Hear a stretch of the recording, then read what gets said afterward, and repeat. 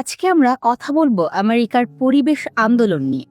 সহজ কথায় এটি হলো আমেরিকার প্রকৃতি, বাতাস, নদী আর বন্য প্রাণী বাঁচানোর জন্য সাধারণ মানুষের এক বিশাল লড়াই। 1960 এবং 70-এর দশকে এই আন্দোলন আমেরিকাকে তো বটেই, পুরো পৃথিবীর চিন্তা ভাবনা বদলে দিয়েছিল। চলুন 4টি সহজ পয়েন্টে জেনে নেওয়া যাক এই আন্দোলনের মূল গল্পটি। আন্দোলনের শুরু এবং সাইলেন্ট স্প্রিং। 1950 ও 60-এর দশকে আমেরিকায় যখন একের পর এক কলকারখানা গড়ে উঠছিল, তখন বাতাসে বিষাক্ত ধোঁয়া আর নদীতে কেমিক্যালের বর্জ্য ফেলা হচ্ছিল হরদম। ঠিক এই সময়ে 1962 সালে রচেন কার্সন নামের এক সাহসী নারী বিজ্ঞানী সাইলেন্ট স্প্রিং নামে একটি বই লেখেন। তিনি দেখান কিভাবে ফসলে দেওয়া কীটনাশক আমাদের পাখি, বন্যপ্রাণী এবং মানুষের শরীরের মারাত্মক ক্ষতি করছে। এই একটি বই আমেরিকার কোটি কোটি মানুষের চোখ খুলে দেয় এবং তারা পরিবেশ রক্ষায় রাস্তায় নেমে আসে।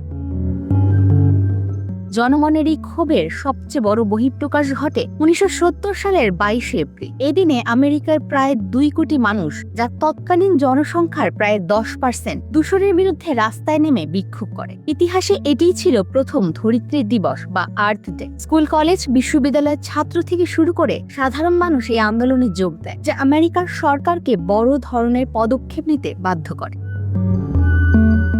পরিবেশ আইন এবং ইপিএ গঠন আন্দোলনের মুখে পড়ে আমেরিকার তৎকালীন প্রেসিডেন্ট রিচার্ড নিক্সন 1970 সালে ইপিএ বা পরিবেশ সুরক্ষা সংস্থা গঠন করে। এর কাজ ছিল কলকারখানার দূষণ নিয়ন্ত্রণ করা। এরপর একে একে পাশ হয় কিছু ঐতিহাসিক আইন, যেমন clean air act, clean water act, endangered species act. এই আইনগুলোর কারণে আমেরিকার বিখ্যাত বাল্ট ইগল, যা আমেরিকার জাতীয় পাখি, বিলুপ্তির হাত থেকে বেঁচে যায় এবং শহরের বাতাস ও নদীগুলো আবার প্রাণ ফিরে পায়।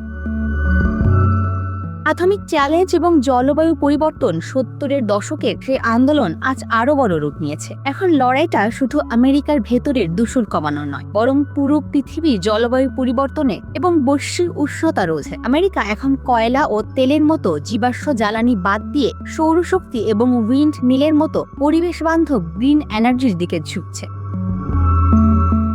সহজ করে বললে, আমেরিকার পরিবেশ আন্দোলন আমাদের শেখায় যে উন্নতি বা কলকারখানা অবশ্যই দরকার, কিন্তু প্রকৃতিকে ধ্বংস করে নয়। সাধারণ মানুষের সচেতনতা আর একতাবদ্ধভাবে লড়াই কিভাবে একটি দেশের আইন এবং পরিবেশকে পুরোপুরি বদলে দিতে পারে, আমেরিকার এই আন্দোলন তার সবচেয়ে বড় প্রমাণ।